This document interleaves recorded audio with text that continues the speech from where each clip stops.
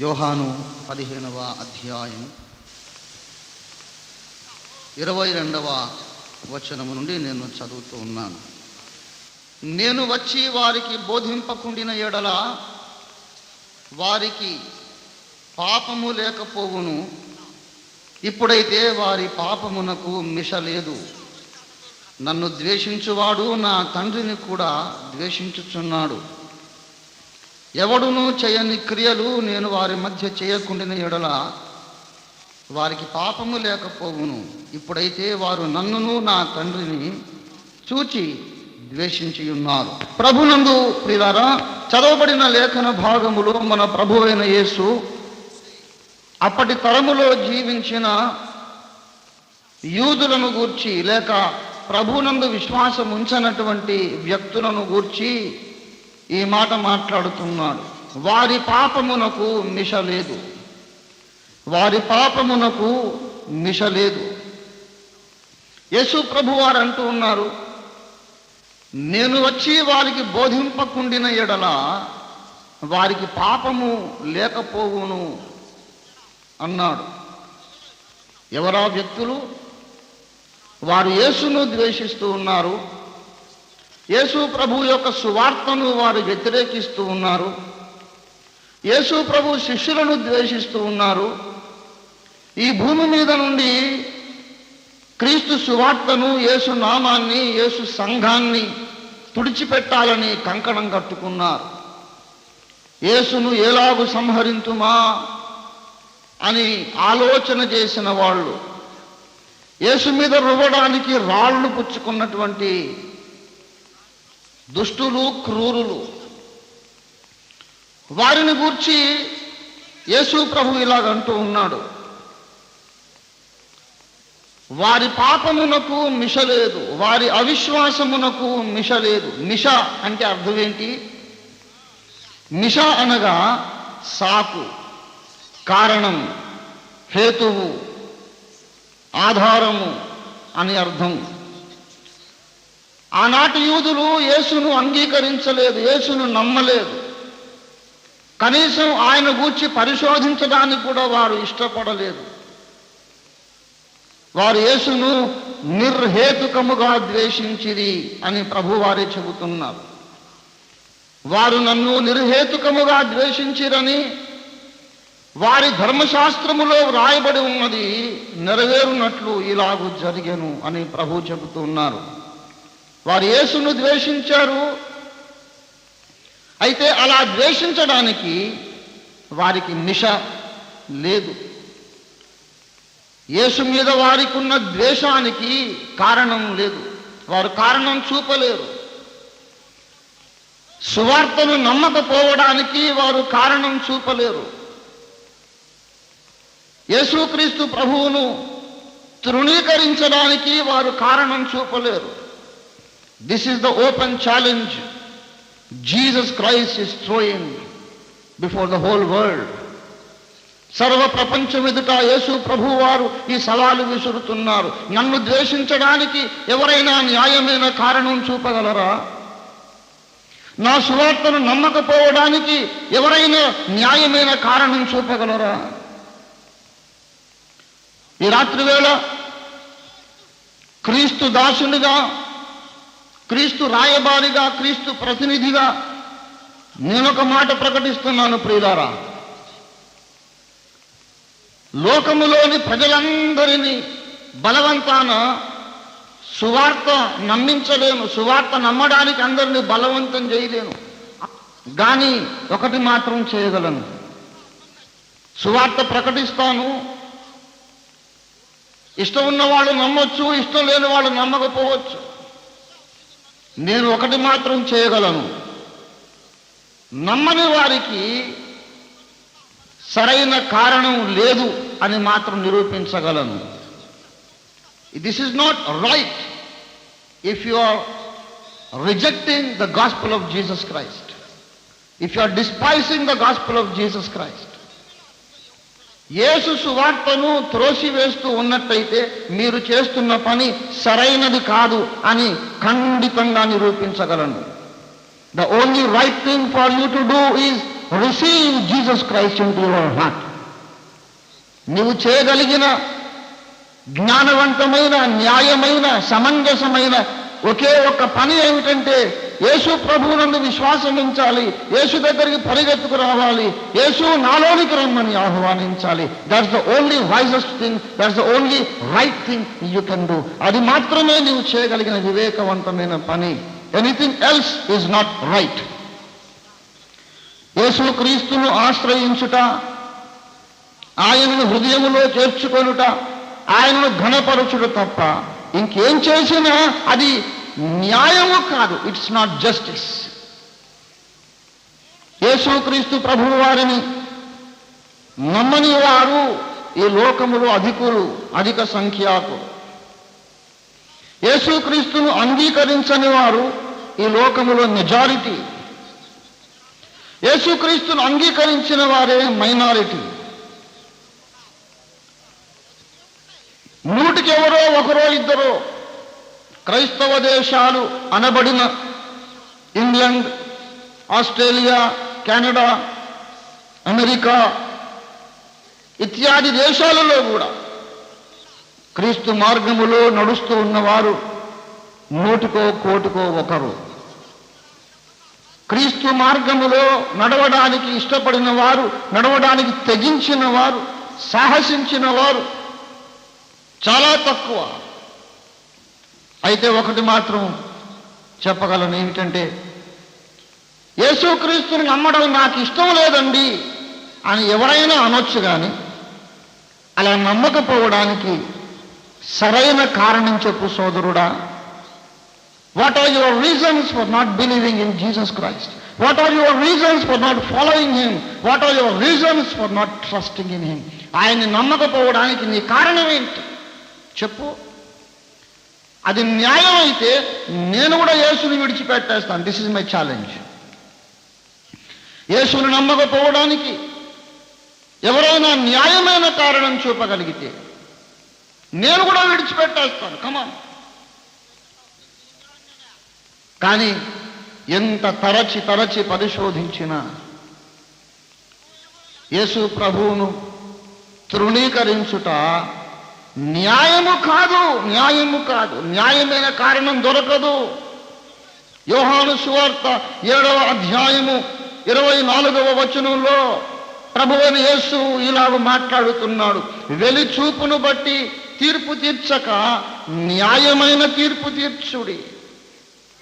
న్యాయమైన తీర్పు తీర్చుడి. అంతకు ముందున్నటువంటి వచనంలో 23వ వచనంలో ప్రభువారు అంటున్నారు, మీరెందుకు నా మీద ఆగ్రహపడుచున్నారు? మీరు నా మీద ఆగ్రహపడుచున్నారేమి? యూదులు యేసు మీద చాలా కోపపడ్డారు, ఆగ్రహం తెచ్చుకున్నారు.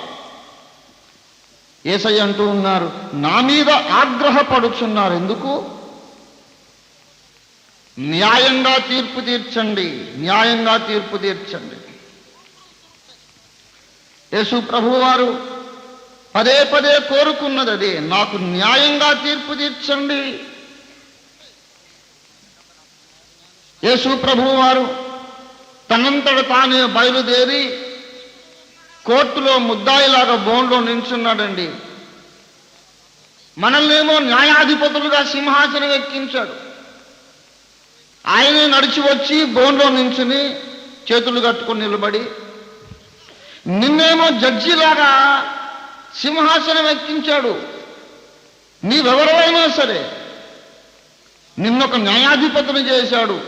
యేసేమో తానే వచ్చి బోన్లో నించుని నిన్ను అడుగుతున్నాడు, నా కేసంతా పరీక్షించు, నన్ను గూర్చిన ఆధారాలన్నీ చూడు, సాక్ష్యాధారములన్నిటిని పరిగణనలోనికి తీసుకుని నాకు న్యాయంగా తీర్పు తీర్చు. ఎందుకు ఆ మాట అన్నాడో తెలుసా? యేసుక్రీస్తు ప్రభువు వారికి మానవ సమాజం అన్యాయమైన తీర్పు తీరుస్తోంది. ప్రజలు యేసుకు అన్యాయం చేస్తున్నారండి. యేసుకు అన్యాయం చేస్తూ ఉన్నారు. యెషయా ప్రవచన గ్రంథము 53వ అధ్యాయము 8వ వచనంలో ఇలాగూ లేఖనం పలుకుతోంది, అన్యాయపు తీర్పు పొందినవాడై అతడు కొనిపోబడెను. దేవుని బిడ్డలారా, అన్యాయపు తీర్పు యేసు ప్రభువు వారికి ఈ లోకం అన్యాయంగా తీర్పు తీరుస్తోందండి. యేసుని ద్వేషించడానికి ఎవరికైనా స్వేచ్ఛ ఉన్నది. You have freedom and liberty to hate whomsoever you want to hate. Man is a free moral agent. మానవుడు ఒక యంత్రపు మనిషి కాదు, రోబో కాదు. మానవునికి మెదడుంది, వ్యక్తిత్వం ఉంది, స్వేచ్ఛ ఉంది, ఆలోచన శక్తి ఉంది, స్వయం నిర్ణయ అధికారం ఉంది. నీ ఇష్టం. నీ ఇష్టం వచ్చిన డ్రెస్సును వేసుకోవచ్చు, నీకు ఇష్టం వచ్చిన హెయిర్ స్టైల్ను చేసుకోవచ్చు, నీకు ఇష్టం వచ్చిన యాసలో భాష మాట్లాడవచ్చు, నీకు ఇష్టం వచ్చిన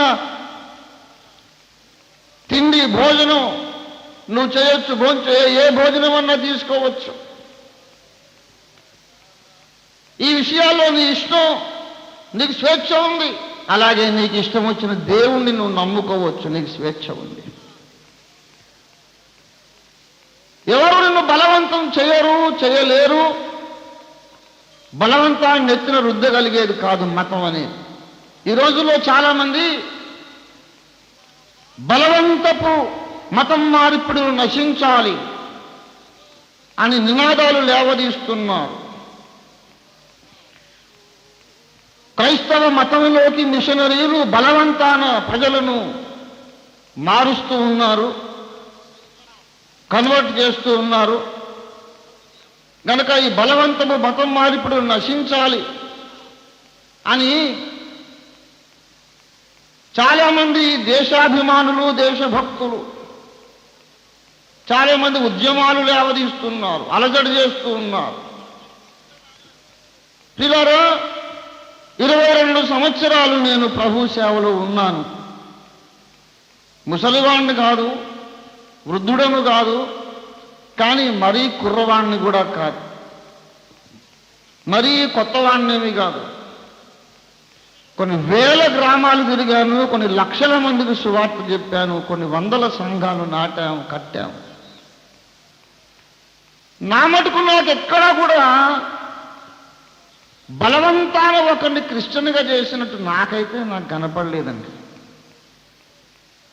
మరి జాతీయ స్థాయిలో, అంతర్జాతీయ స్థాయిలో గోలెత్తిపోతున్నారు ఏమిటో నాకు అర్థం కాలేదు. బలవంతాన మతం మారుస్తున్నారు, మతం మారిప్పుడు నశించాలి, మతం మారిప్పుడు నశించాలని. బలవంతాన ఎవరినైనా ఫలానా ఊర్లో ఫలానా మనిషిని బలవంతాన క్రైస్తవుణ్ణి చేశారని నాకు ఎవిడెన్స్ చూపించండి. చెట్టుకు గట్టే చెప్పుతో కొడతాం వాడిని. వాడు మావాడు మీవాడు అనేది కాదు. మొట్టమొదటి విషయం, బలవంతాన మతం మార్చమని యేసు చెప్పలేదు. That is the first thing. యేసు ప్రభు ఏమన్నాడు తెలుసా? మార్కు సువార్త 16:16లో మనకు బాగా తెలిసిన వచనం, మీరు సర్వలోకానికి వెళ్ళి సర్వ సృష్టికి సువార్తను ప్రకటించండి. నమ్మి బాప్తిస్మము పొందినవాడు రక్షింపబడును, నమ్మని వానికి శిక్ష విధింపబడును. ఎక్కడైతే సువార్త ప్రకటన ఉన్నదో అక్కడ నమ్మువారు ఉన్నారు, నమ్మని వారు కూడా ఉన్నారు అని యేసు ప్రభువే చెప్పారు. సువార్త ప్రకటన జరిగినప్పుడు కొందరు నమ్ముతారు, కొందరు నమ్మరు. నమ్మితే బాప్తిసం ఇమ్మన్నాడంతే, నమ్మకపోతే వదిలేయమన్నాడు అంతే. కానీ వాడిని బలవంతాన మతం మార్చమని ప్రభు చెప్పలేదు. అది మొట్టమొదటి విషయం. రెండవ విషయం ఏంటంటే, బలవంతాన మతం మార్చడం సాధ్యము కాదు. కాస్త బుర్రకాయలో గుజ్జు ఉన్న ప్రతివాడికి తెలిసిపోయే విషయం ఇది. అది లేకపోతే నేనేం చేయలేను. కాస్త లోపల ఏమన్నా స్టఫ్ ఉంటే అది తెలుస్తుంది. It's a matter of common sense. It's a matter of common sense. కాస్త ఇంగితం ఉన్నవాడికి తెలుస్తుంది. బలవంతాన ఏదో చేస్తే మనిషి మనస్సులో ఉన్న మత విశ్వాసాలు మారవు. నేనున్నానండి, క్రీస్తు కొరకు నా జీవితం అంకితం చేసుకున్నవాణ్ణి, ఆయన కొరకు నా ప్రాణమైన ధారపోయాలని కంకణం కట్టుకున్నవాణ్ణి, అవసరమైతే ఆయన కొరకు మరణించడానికి, అవసరమైతే జీవించడానికి, మరణించడానికి, శ్రమపడ్డానికి అన్నిటికీ సిద్ధమై వచ్చా. నన్ను బలవంతాన్ని పట్టుకుని ఎవరైనా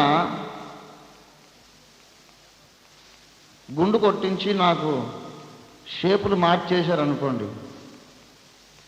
నాకు ఇష్టం లేకపోయినా నాకు గుండు చేశాడు కాబట్టి రేపటి నుంచి నేను ఇంకో మతంలో ఉంటా అని అంటాను నేను.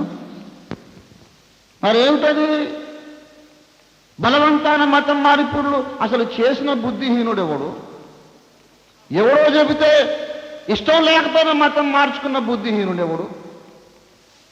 అలాంటి వాళ్ళు ఎవరైనా ఒకవేళ ఉంటే వాడు అర్జెంటుగా మళ్ళీ వెనక్కి కన్వర్ట్ అయిపోమ్మని మేము పిలుపునిస్తున్నాం. పిలుపు కాదులే, వీడుకోలు చెప్తున్నాం. We don't want such people. ఎవడో ఏదో చెబితే బలవంతాన మతం మార్చుకున్న అంత బుద్ధిహీనులు అసలు ఏ దేశంలోనన్నా ఉంటారు, కానీ భారతదేశంలో అంటే గొప్ప దేశంలో ఉంటారంటే అటువంటి బుద్ధిహీనులు. భారతదేశం అంటే ఏంటనుకున్నారు? ఈ గడ్డ మీద పుట్టిన ప్రతివాడు ఒక మేధావి, ఒక వేదాంతి, దేవుని గూర్చి సత్యాన్ని గూర్చి అన్వేషించిన మహర్షులు పుట్టిన భూమి. ఇలాంటి మహత్తరమైన ఈ భరత ఖండంలో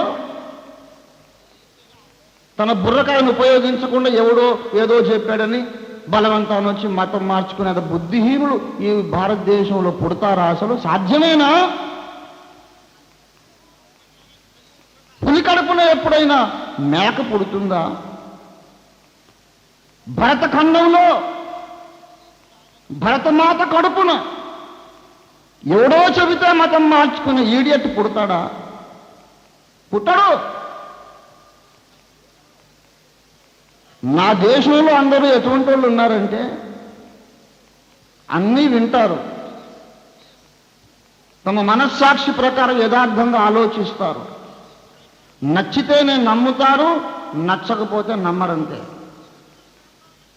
ఎవరైనా కానీ చెప్పేవాడు దేవుడైతే అయ్యాడు కాక ముందు నా మనస్సాక్షికి నచ్చిందా అని ఆలోచించుకుంటారు. అట్లాంటి గొప్ప మనుషులున్న గొప్ప దేశం ఈ భారతదేశం. ఈ దేశంలోనట ఎవడో బలవంతాన మతం మార్చట,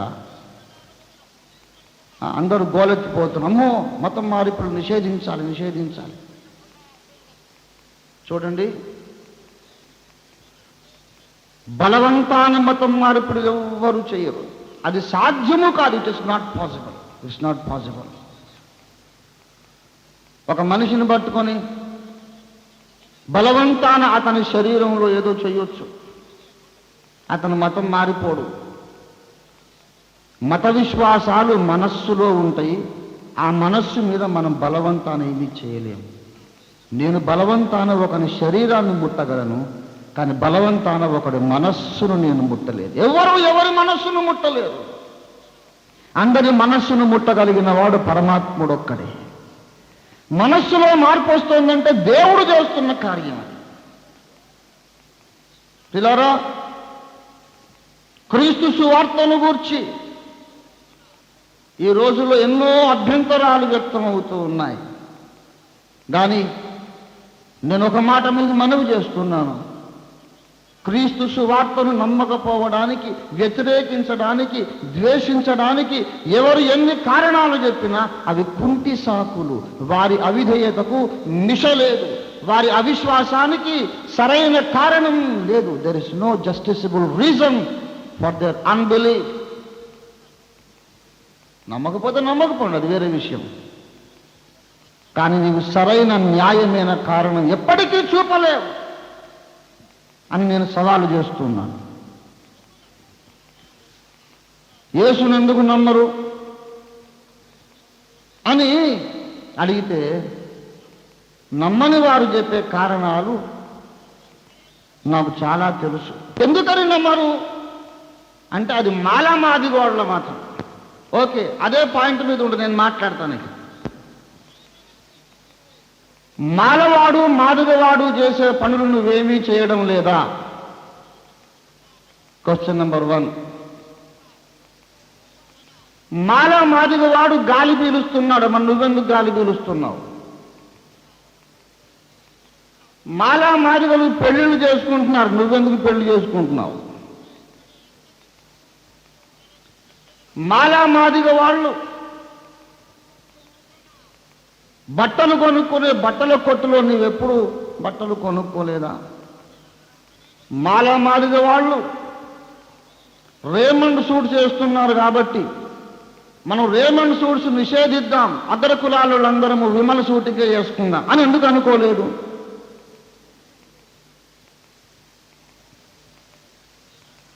మాదిగలందరూ బట్టలు వేసుకుంటున్నారు కాబట్టి మనం బట్టలు వేసుకోకూడదు అని ఎందుకు నువ్వు నిర్ణయించలేదు? నువ్వు నమ్మొద్దు. నేను ఆయన అందరూ రావడం అస్తమానం, మేమే గుడులు పూలగొట్టి మళ్ళీ పెద్దది కట్టుకోవడం అప్పు సప్పు చేసి ఎందుకు మాకు గొడవ? ఏమో నమ్మొద్దు, నీ ఇష్టం, అక్కడే ఉండు. కానీ ఒక మాట, నీకేమన్నా సరైన కారణం ఉందా అసలు? సరే, మాదిగలు యేసు ప్రభువుని నమ్మారు కనుక నేను నమ్మను అంటున్నావు.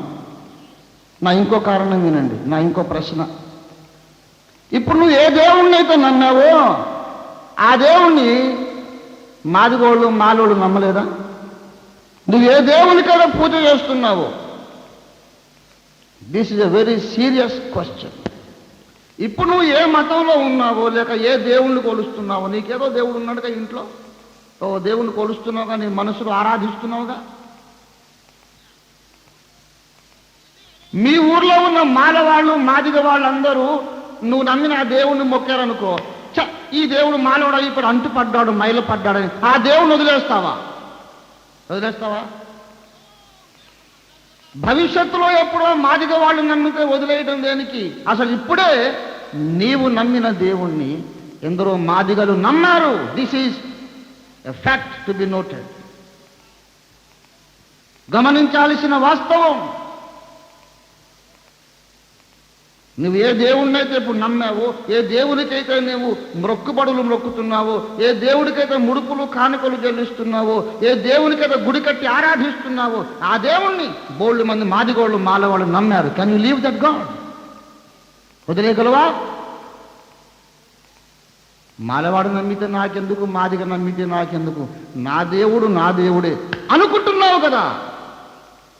అలాగే యేసును కూర్చుని ఎందుకు అనుకోలేకపోతున్నావు? యేసును నమ్మకపోవడానికి నువ్వు చెబుతున్న కారణం న్యాయమైనదా? నీ అపనమ్మికకు మిష ఉందా? 1000 కారణాలు చెప్పండి, ఇలాగే తేలిపోతాయి. There is no justifiable reason. న్యాయమైన కారణం లేదండి. కుంటి సాగులు ఉంటాయి. మరొకరు అంటారు, యేసుక్రీస్తుని మేము నమ్మమండి ఎందుకంటే అమెరికా దేవుడు.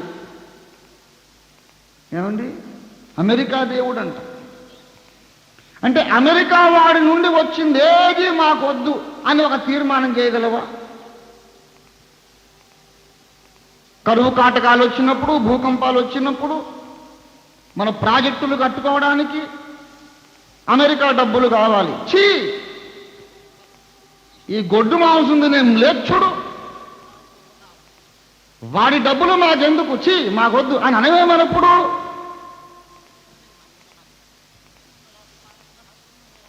ఏమండి? అమెరికా దేవుడు అన్నాడు. ముందేమన్నాడు? మాదిగోళ్ళ దేవుడు అంటే యేసయ్య. మరి ఇప్పుడేమంటున్నాడు? అమెరికా దేవుడు అంటున్నాడు. ఆనోరే ఒకప్పుడు ఏమంది? మాదిగోళ్ళ దేవుడు అని యేసయ్యను దూషించాడు. ఆనోడితోనే ఇప్పుడేమో అమెరికా వాళ్ళ దేవుడు అంటున్నాడు. మాదిగోళ్ళ దేవుడు అమెరికా వాళ్ళ దేవుడు, మాలోళ్ళ దేవుడు అమెరికా దేవుడు. అంటే అమెరికాలో ఉన్న వాళ్ళందరూ మాలోళ్ళు లేవు అసలు, లేకపోతే మాదిగోళ్ళు. మరి అంతే కదా అర్థం. రమ్మనండి ఎవరైనా, anyone is there in the whole world. ఎవరైనా ఉన్నారా సరిగ్గా న్యాయం మాట్లాడేవాడు? ఇక నుంచి చెప్పండి, మేము యేసుని నమ్మకపోవడానికి మా హృదయంలో చీకటే కారణం, కానీ ఇంకా మాకేం రీజన్ లేదన్న ఒప్పుకోండి. నరకంలో మీరు కాలేటప్పుడు మంటన్న కొంచెం తగ్గుతుందేమో. Yes, this is a deadly serious affair, I tell you. నీవు నిత్యత్వం అంతా నరకాగ్నిలో గడుపుతావో లేక దేవుని మహిమలో ఆనందంగా గడుపుతావో, ఈ ఒక్క ప్రశ్న మీద ఆధారపడి ఉంది. If you have Christ, you have eternal life. If you don't have Christ, you are bound for eternal hell fire. క్రీస్తును కలిగిన వాడివైతే నిత్య జీవాన్ని స్వతంత్రించుకుంటావు. క్రీస్తును తృణీకరించిన వాడివైతే అగ్నిలో, నరకాగ్ని మంటల్లో యుగ యుగ యుగములు కాలుతూ ఉంటావు. This is the decisive question and you have no option. నీకు దీంట్లో చాయిస్ లేదు, ఎంపిక చేసుకోవడానికి 2-3 దారులు లేవు సోదరుడా, లేవు లేవు లేవు. ప్రభునందు నా ప్రియులారా, మిత్రులారా, యేసుక్రీస్తు ప్రభువు వారిని ద్వేషించేవాడు మొట్టమొదటి ఏమన్నాడు? కులహీనుల, నిమ్న కులస్తుల, అంటరాని వారి యొక్క దేవుడు ఆయన, కాబట్టి నమ్మమన్నారు. తర్వాత ఏమో అమెరికా దేవుడు కనుక మేము నమ్మం. మరి అమెరికా డబ్బులు ఎందుకు కావాలి? అమెరికా టెక్నాలజీ ఎందుకు కావాలి? అవును, ఈ దేశభక్తుల కొడుకులందరూ అమెరికాకి ఎందుకు వెళ్ళి చదువుకోవాలండి? గురుకులాలు పెట్టుకుని వేదాలు చెప్పుకోరాదు? అవును, శ్లోకాలు వల్ల వేయించుకొని నా గురుకులాలు పెట్టుకొని అమెరికాకి ఎందుకు పంపిస్తున్నారు దేశభక్తులు, ఈ నాయకుల కొడుకులు కూతుళ్ళందరినీ? కూతురు పెద్దదైతే అమెరికాలో స్థిరపడి అల్లుడు కావాలి. కుమారుడు 10th క్లాస్ పాస్ అయితే అమెరికాలో వాడిని గ్రాడ్యుయేషన్కో కంప్యూటర్ ప్రొఫెషనల్ కోర్సుకో పంపించాలి. ఆ నీచుల దేశం మనకు వద్దు నాయన, మనం ఇక్కడే బొచ్చ పట్టుకుని తిందాం అంతేగాని అక్కడ అని ఎందుకనుడు? కనీసం ముదిరిన ముసలి వాళ్ళు, వృద్ధులు ఈ విప్లవాత్మకమైన భావాలకు తట్టుకోలేకపోవచ్చు, కానీ యువతరమా నీతో మాట్లాడుతున్నాను. నువ్వు యవనస్తుడివి, నీకేం జబ్బు? పెద్దవాళ్ళు మాట్లాడిన మాటలు చిలక పలుకుల్లాగా పలుకుతావేంటి నువ్వు? నీ తండ్రి తాతలు అనొచ్చు, యేసు మాల దేవుడు, మాదిగ దేవుడు, అమెరికా దేవుడు అని. యవనస్తుడివి, చదువుకున్న వాడివి, జ్ఞానివి, నీవు కూడా జ్ఞానం లేకుండా మాట్లాడతావేంటి? యవనస్తుడివైన నీవైనా సరిగ్గా మాట్లాడు. At least the young generation in India has to accept Jesus Christ. యువతరమా ముందుకురా, న్యాయంగా ఆలోచించడం నేర్చుకో. యేసుక్రీస్తు ప్రభు వారిని ఎందుకు అంగీకరించరు? చూడండి, నమ్మకపోవడానికి ఎన్ని సాకులు చెప్పినా కుంటి సాకులే. ఇక నమ్మడానికి కారణాలు చెప్పమంటారా? నా నెత్తి మీద వెంట్రుకలు ఉన్నన్ని కారణాలు ఉన్నాయి. యేసుక్రీస్తు ప్రభువు వారు ఆయన వ్యక్తిత్వమును బట్టి ఆయన అసమానుడు, ఆయన చరిత్రను బట్టి అసమానుడు, ఆయన మన కొరకు చేసిన కార్యమును బట్టి అసమానుడు. యేసు ప్రభువు వారు అద్వితీయ సత్యదేవుడు, సర్వలోకమునకున్న ఏకైక రక్షకుడు, విమోచకుడని సకల మత గ్రంథములు సాక్ష్యమిస్తూ ఉన్నాయి. దేహము దాల్చిన ప్రణవము నీవే, కృపయును సత్యము కలిసెను నీలో, వేదములన్నిటి సారము నీవే, మతములు వెదకిన సత్యము నీవే. వేదములన్నిటి సారము నీవే, మతములు వెదకిన సత్యము నీవే. నీవే విశ్వసనీయుడవయ్యా, నీకే స్తోత్రము. నీవే విశ్వసనీయుడవయ్యా, నీకే స్తోత్రము, నీకే స్తోత్రము,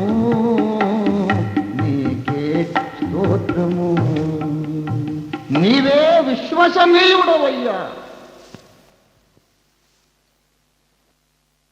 విశ్వసనీయుడవయ్యా అన్నాను. అంటే నమ్మదగిన వాడు, మనము నమ్ముటకు, స్తుతించుటకు, పూజించుటకు, ఆరాధించుటకు, వెంబడించుటకు యోగ్యుడైన వాడు ఆయన మాత్రమే. కాదంటారా? చూడండి, మనం అహం అనే దాన్ని, ఇగో అహం అనే దాన్ని విడిచి ఆలోచించకపోతే సత్యం మనకు గోచరం కాదు. ఇంతకాలం నేను నమ్మింది అబద్ధం అంటావా అని రోషం తెచ్చుకున్నాం అనుకో, కళ్ళకు పొరలు కమ్ముతాయి, సత్యం కనబడదు. ఒక మాట అంటాను, నన్ను తప్పంటావా, మా తాతలు చెప్పిన తప్పంటావా అని అనవసరంగా మనం రోషాలు తెచ్చుకోవద్దండి. శ్రీశ్రీ గారు ఆయన కమ్యూనిస్ట్, మార్క్సిస్ట్. ఆయన మాట అన్నాడు, కొంతమంది యువకులు పుట్టుకతోనే వృద్ధులట. నేను దేవుని వాక్యం చెబుతూ ఈ చెప్పొచ్చా? తప్పకుండా చెప్పొచ్చు. సువార్తకు పనికొచ్చేది ఏదైనా చెప్పొచ్చు. దానికి హద్దులు, సరిహద్దులు, పరిమితులు లేవు. Whatever helps me to confirm a gospel point I can always quote. అది పురాణాలలో నుండి కానీ, వేదాల్లో నుండి కానీ, ఖురాన్లో నుండి కానీ, బౌద్ధ మత గ్రంథాలలో నుండి కానీ, మార్క్సిస్ట్ సాహిత్యం నుండి కానీ, ప్రపంచంలోని ఏ సాహిత్యమైనా యేసును ఎత్తిపట్టడానికే రాయబడిందంతే. It is God's right to use anything for his glory. ప్రపంచములోని ఏ సిద్ధాంతమునైనా, ఏ ఇజంనైనా యేసును ఎత్తిపట్టడానికి వాడుకోవడం పరిశుద్ధాత్మ దేవుని హక్కు. కొంతమంది యువకులట పుట్టుకతోనే వృద్ధులట, పేర్లకు, పకీర్లకు, పుకార్లకు నిబద్ధులంట. పుకార్లకు నిబద్ధులట. పుకార్ అంటే వదంతి. 10 మంది ఒక మాట మాట్లాడుతున్నారు, వాడికి ఆ 10 మంది ఆడిన మాటకు వీడు దాసుడు. సొంతగా నిర్ణయం లేదు, సొంతగా పరిశోధన చేసేది లేదు.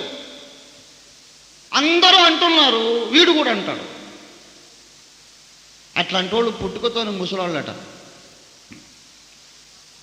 పిల్లారా, ఎవరో ఏదో అనేసారని కాదు, మన సొంత మెదడు ఎందుకు పెట్టాడు? ప్రతి మనిషి బుర్రకాయలో ఒక మెదడు ఉంది. ఎందుకు? నువ్వు సొంతంగా ఆలోచించమని. సబ్కా సున్నా అప్నా కర్నా అని సామెత మా హైదరాబాదులో. సబ్కా సున్నా అప్నా కర్నా, అందరు చెప్పేది వినాలి. బైబిల్లో కూడా ఏమన్నాడంటే, సమస్తమును పరిశీలించి మేలైనది దానిని నువ్వు చేపట్టాలి, మేలైన దాన్ని చేపట్టాలి. వినదగునెవ్వరు చెప్పిన వినినంతని వేగపడక వివరింపదగును. అన్నీ వినాలి. ఎందులో సమంజసమైన తర్కమున్నదో, సాక్షాధారములున్నవో, ఎందులో సత్యం ఉన్నదో దాన్ని నమ్మాలి. అన్నీ చూడు, విను. రోషం, ఆవేశం వద్దు. న్యాయంగా ఆలోచించండి. మా తాతల నాటి నుంచి మేము నమ్మిందాన్ని తప్పంటావుట్రా అని నా మీదకి చెలరేగి రాకండి. మీరు నన్ను కొట్టగలరు కానీ సువార్తను చంపలేరు. You may kill me but you cannot kill the gospel. కనుక ఆవేశాన్ని అదుపు చేసుకొని న్యాయంగా ఆలోచించండి. అదే తెలివైన వాడు చేసే పని. కొట్టడాలు, చంపడాలు ఎందుకండి? నా మాటకు సరైన మాట ఎవరన్నా ఒకటి చెప్పండి, నేను బైబిల్ వదిలేసి నీ మతంలోకి వస్తాను. కమా, this is my open challenge. దెబ్బలాడుకోవడం ఎందుకు? దున్నపోతున్నామా మనం ఏమన్నా? వాటికి భాష రాదు, నోరు లేదు కాబట్టి కుమ్ముకుంటాయి. మనం కుమ్ముకోవడం ఎందుకు? నోరుందిగా, మాట్లాడు. రంజిత్ తోఫీర్ గారు, మీ లాజిక్ తప్పండి, యేసుని నమ్మడం న్యాయం కాదండి, ఇదిగో ఇలా ఉంటే న్యాయం అండి అని చెప్పండి. అట్లాగా సోదరుడా, ఇంతకాలం నాకు బుర్ర వెలగలేదు, ఇదే సత్యం కాబోలని బైబిల్ వదిలేసి నీ మతంలోకి వస్తానని చెబుతున్నాను కదా, మళ్ళీ కుమ్ములాట ఎందుకు? చెప్పలేక. ప్రియులారా, యేసును అంగీకరించకపోవడానికి న్యాయమైన కారణం లేదన్నాను. యేసును అంగీకరించడానికి ఎన్నో కారణాలు ఉన్నాయన్నాను. ఆ కారణాలు చెప్పలేదు నేను. కారణాలు చెప్పకముందు ఈ సబ్జెక్టులోకి వచ్చా. ఏ సబ్జెక్టు? యేసును నమ్మకపోవడానికేమో కారణాలు లేవు, నమ్మడానికి కారణాలు అంటే ఏమన్నానంటే అహం అనేది వస్తుంది మనిషికి అడ్డు. తాత ముత్తాతల నుంచి మేము నమ్మిందాన్ని అబద్ధం అంటావా? దానికి నేను చెబుతున్నా, తాత ముత్తాతల నుండి మనం నమ్మినవెన్నిటినో మనం వదులుకున్నాం. తాత ముత్తాతల నుండి, శతాబ్దాల నుండి, సహస్రాబ్దాల నుండి మనము నమ్మినది ఎన్నోసార్లు మనం వదులుకున్నాం. తాత ముత్తాతల నాటి నమ్మకాలను నీవు ఖండించి తప్పును ఒప్పుకున్నప్పుడే నీకు డిగ్రీ చేతికి వచ్చింది, జ్ఞాపకం పెట్టుకో. పరీక్షలో అడిగారు అనుకో, చంద్రగ్రహణము ఎట్లు జరుగును అంటే నువ్వేం రాయాలి? చంద్రుడికి సొంత కాంతి లేదు, సూర్యకిరణాలు చంద్రుని మీద పడి ప్రకాశించును. ఎప్పుడైతే సూర్యకిరణాలు చంద్రుని మీద పడకుండా అడ్డు వచ్చునో, భూమి అడ్డు వచ్చునో, అప్పుడు చంద్రుని మీద భూమి నీడపడి సూర్యకిరణాలు పడక చంద్రుడు ప్రకాశించకుండా ఉండిపోవును. అట్లు కృష్ణపక్షము శుక్లపక్షమగును. సూర్యకిరణాలు చంద్రుని మీద పడకుండా ఉన్నప్పుడే గ్రహణమగును అని రాయాలి. లేకపోతే నీకు మార్కులు పడవు, నువ్వు ఫెయిల్ అయిపోతావు. అలా కాకుండా అమ్మమ్మ గారు చెప్పారు నాకని, అక్కడ ఒక రాక్షసుడు ఉన్నాడు, వాడికి చంద్రుడి మీద పగ ఉంది, అప్పుడప్పుడు మింగుతాడు కక్కుతాడని చెప్తే పరీక్షలో పాస్ అవుతావా? అవ్వవు, ఫెయిల్ చేస్తాడు. నేను దేశభక్తుడిని, అమ్మమ్మ భక్తుడిని, నేను చెప్పింది రైట్ అని అంటే డిగ్రీ కూడా మీ అమ్మమ్మ ఇచ్చుద్ది పొమ్మంటాం, మేమేమంటాం. పిల్లారా, మరి వదులుకోలే.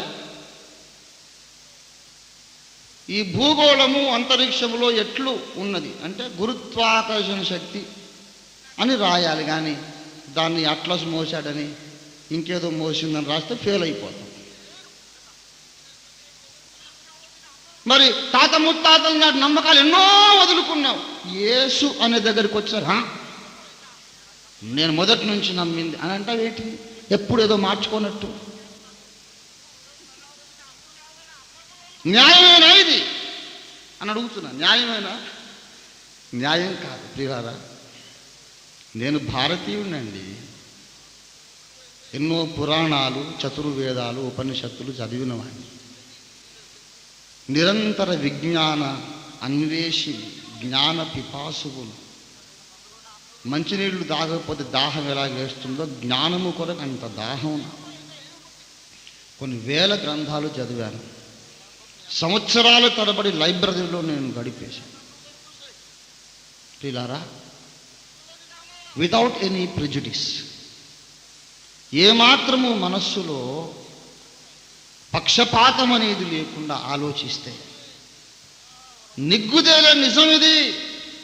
యేసును నమ్మటానికి మనకు 100% కారణాలు ఉన్నాయి. యేసును తృణీకరించడానికి ఒక్కటంటే ఒక కారణం కూడా లేదు. యేసును నమ్మడానికి కారణాలు ఏమిటి అని అంటారు. ఏమిటి? ముందు నెగటివ్ అంతా లేకుండా చేసుకొచ్చారు, పునాది వేశారు. యేసును నమ్మడానికి ఉన్న కారణాలు ఎన్నని చెప్పమంటారు? ఏది ముందు చెప్పమంటారు? దేనికదే ప్రాముఖ్యమైన కారణం. ముఖ్యమైన కారణాలే 100 కొద్ది ఉన్నాయి. ప్రప్రథమముగా మానవుని పాపక్షమాపణ కొరకు సర్వశక్తి గల సృష్టికర్త అయిన దేవుడు నియమించిన మార్గము యేసు మాత్రమే ద్వారమును తెరిచి సిద్ధపరిచాడు.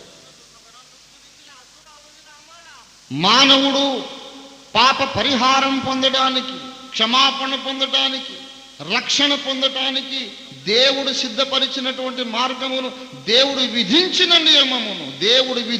నియమమును యేసు మాత్రమే నెరవేర్చాడు.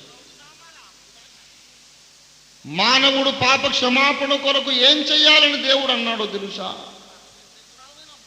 సమస్త వస్తువులను రక్తము చేత శుద్ధి చేయబడును, రక్తము చిందింపకుండా పాప క్షమాపణ కలుగదనియు సామాన్యముగా చెప్పవచ్చును. హెబ్రీ పత్రిక 9:22.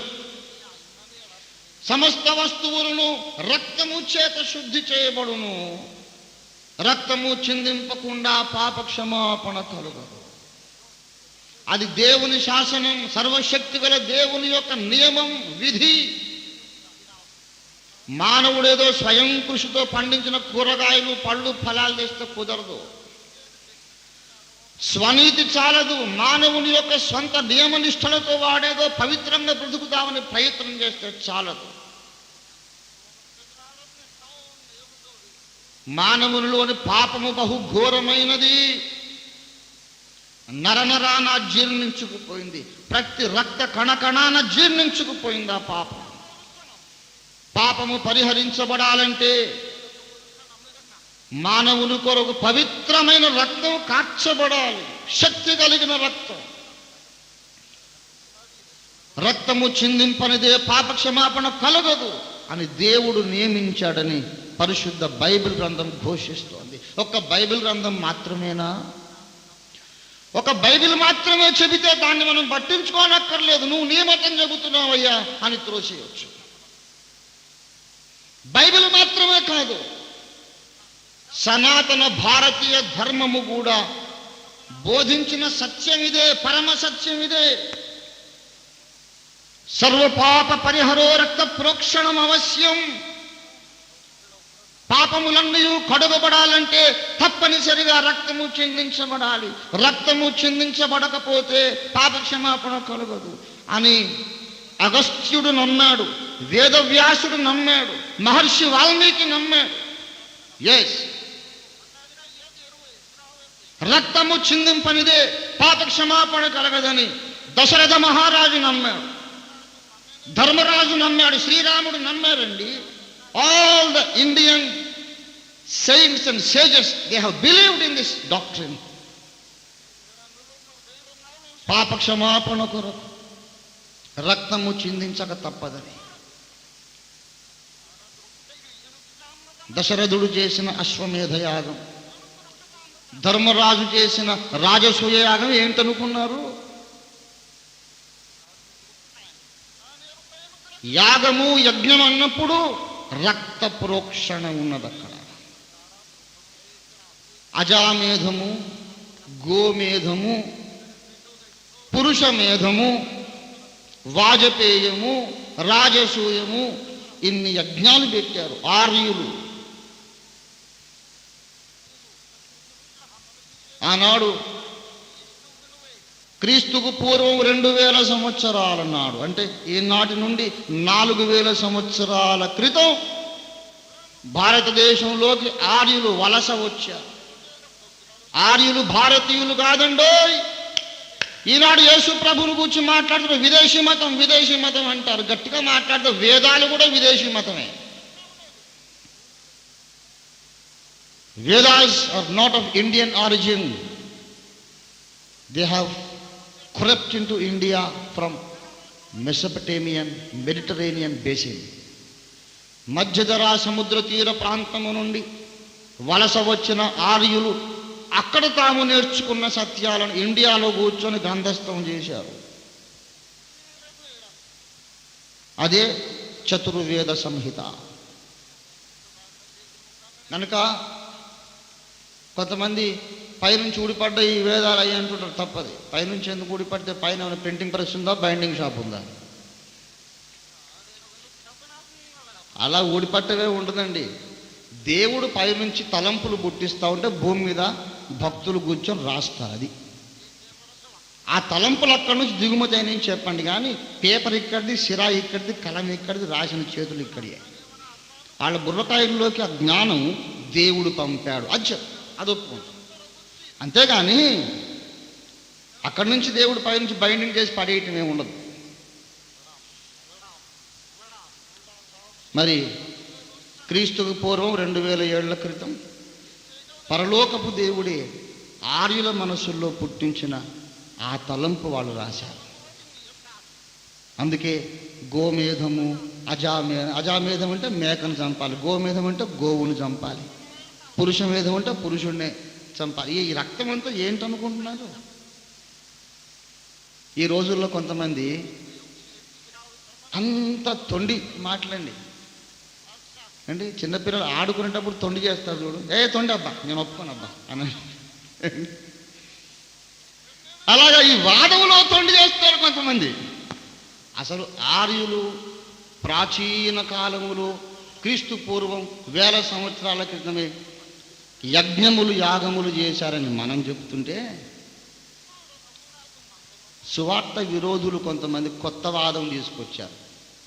ఇదంతా క్రైస్తవుల యొక్క దుష్ప్రచారం, క్రైస్తవుల యొక్క ఊహ. సనాతన భారతీయ ధర్మములో జీవహింస లేనే లేదు. ఆర్యులు చేసిన యజ్ఞములలో జంతు బలి లేదు అని చెబుతున్నారు.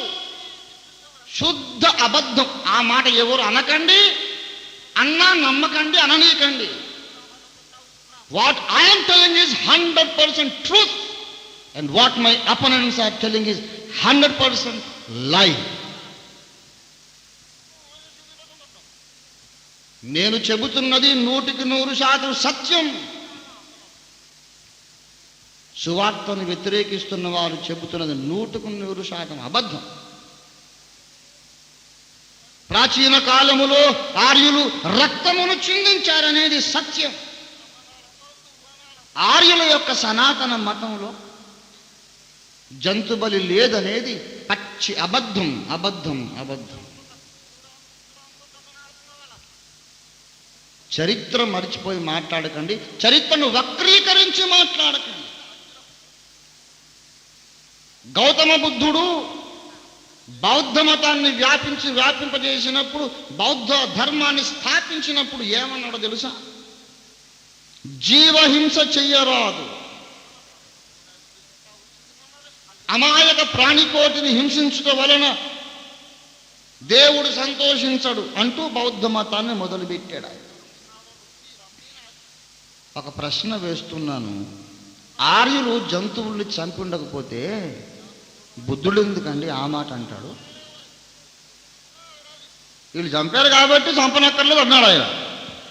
ఏమిటది? రమణండి, ఎవరు నేను నాతో మాట్లాడవానండి, గుండు కొట్టుకొని పిల్లలు పెట్టుకొని రేపే మతం మార్చుకుంటా. This is my challenge.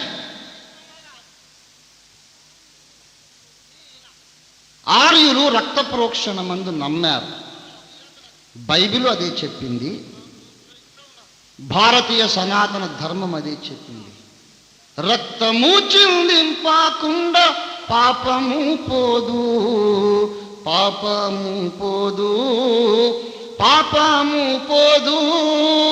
రక్తము చిందింపకుండా పాపము పోదు, పాపము పోదు, పాపము పోదు.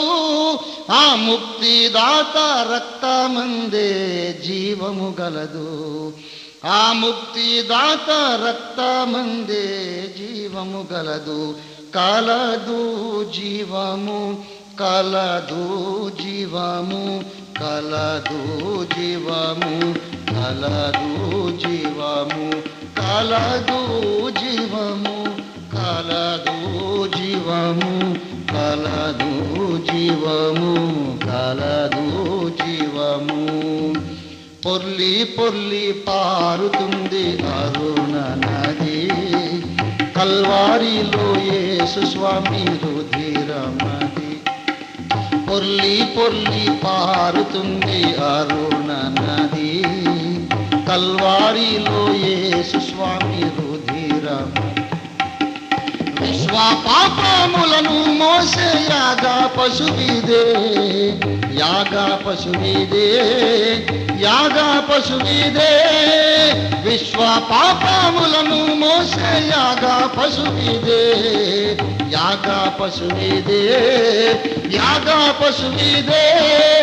కోసి చీల్చి వధయై పారే యేసు రక్తము, కోసి చీల్చి వధయై పారే యేసు రక్తము, యేసు రక్తము, యేసు రక్తము, యేసు రక్తము, యేసు రక్తము. పొర్లి పొర్లి పారుతుంది అరుణ నది, కల్వారిలో యేసు స్వామి రుది. పిల్లరా, భారతీయ సనాతన వేదములు, సనాతన ధర్మము బోధించిన సత్యం ఏమిటంటే, మానవుని పాపము పరిహారం కావాలంటే పాపము లేని అక్షయమైన ఒక పరిశుద్ధమైన నెత్తురు చిందించబడాలి. ఈ వాస్తవం ఖచ్చితమైనది, అనివార్యమైనది, దేవుని నియమం, దేవుని శాసనం. సూర్యుడు ఎప్పుడు తూర్పున ఉదయించాలని దేవుడు నియమించాడు, అంతే. ఆ నియమం తప్పడానికి వీల్లేదు. సృష్టి ఆది నుండి, లోకారంభము నుండి ఈనాటి వరకు సూర్యుడు ఎప్పుడు ఒక్కనాడు కూడా ఉత్తరాన ఉదయించలేదు, దక్షిణాన్ని కానీ పడమట కానీ ఉదయించలేదు. It's God's law that sun will always rise on the east. ఎప్పుడు తూర్పు. దేవుని నియమమును ఉల్లంఘించడానికి వీల్లేదు. అలాగే దేవుడు ఇంకో శాస్త్రం చేశాడు. మానవుని పాపం పరిహారం కావాలంటే పరిశుద్ధమైన రక్తం చిందించాలి. అది తెలుసు కనుకనే ఆర్యులు గోవులను, ఎడ్లను, మేకలను, పొట్టేళ్లను, కోడిపుంజుల్ని, పావురాల్ని, సకల విధములైనటువంటి రక్తాన్ని చిందించారు. కానీ రక్తము చిందించిన కొలది పాపం ఎక్కువైందే కానీ తక్కువ కాలేదు. ఈ తిరకాశ ఏమిటో అర్థం కాలేదు.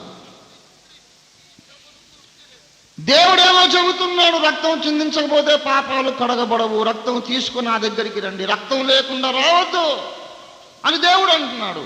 రక్తాన్ని చిందించే కొద్దీ ఇంకా పాపం ఎక్కువైపోతా ఉంది. ఏమిటి తిరకాసు?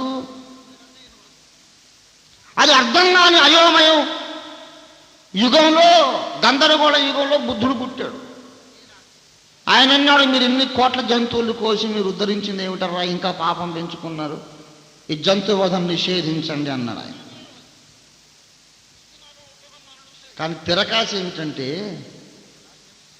రక్తము చిందించండి అని ఆజ్ఞాపించిన దేవుడే ఆయనకు యోగ్యమైన రక్తమును మనుషులు చిందించలేకపోయారు గనక, ఏ రక్తమును చిందిస్తే దేవునికి ప్రీతి కలుగుతుందో ఆ రక్తాన్ని చిందించే ఏర్పాటు దేవుడే చేశాడు. అదే మేము చెబుతున్న సువార్త. మేము చెప్పేది అమెరికా మతం కాదు, మాలమాదిగ మతం కాదు. ఆ బుద్ధి లేని మాటలు ఇంకెప్పుడు అనకండి. మేము చెబుతున్న సువార్త ఏమిటంటే, దేవుడు ఆర్య ఋషులకు బయలుపరిచిన ప్రకారం రక్తము చిందించకుండా పాప పరిహారం కలగదని దేవుడు చెప్పిన ప్రకారం మానవులు రక్తం కార్చారు గాని, ఆర్యులు రక్తమును చిందించారు గాని, వాళ్ళు తెచ్చిన రక్తములో పాపాలు కడిగే శక్తి లేకపోయింది.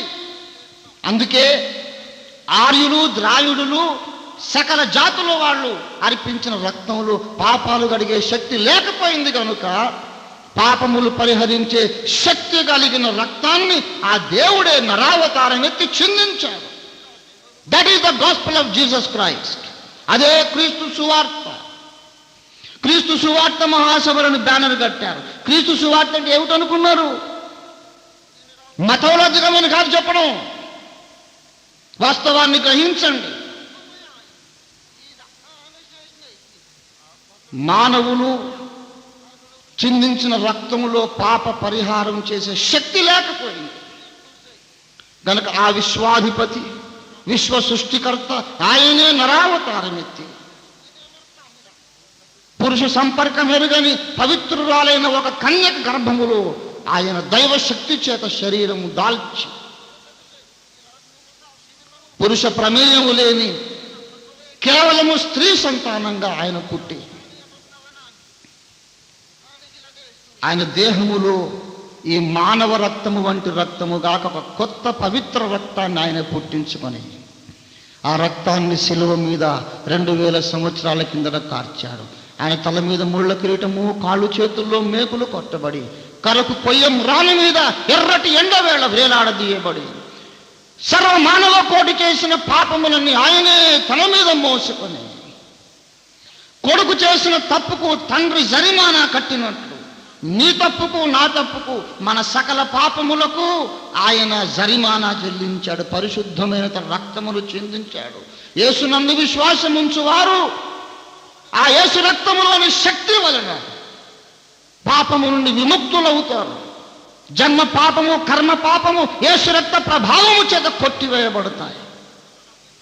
యేసు రక్తములో విశ్వాసముంచు, యేసునందు విశ్వాసముంచు, నీవు నీ ఇంటి వారు రక్షింపబడతారని నీకు ప్రకటించడానికి దేవుడు మమ్మల్ని పంపించాడు. మతంలో దింపుకోవడానికి కాదు. We're least bothered whether you get converted or not. Who cares if you are converted or not? నువ్వేదో మతంలో దిగితే నాకేం వచ్చి పడుతుంది? మిమ్మల్ని అందరినీ నమ్మించి మీ ఫోటోలు పంపించి అక్కడి నుంచి డబ్బులు తెచ్చుకొని తినడానికి అడుక్కు తినే వాళ్ళం కాదు. Central government undertaking electronics corporation of India లిమిటెడ్లో పర్మనెంట్ జాబ్ ఉంది. నా వదిలేసి వచ్చా, బతకలేక నా ఇక్కడికి వచ్చి మీ ఫోటోలు పంపుకొని అడుక్కు తినడానికి. ఆత్మాభిమానం ఉన్నవాళ్ళం అండి.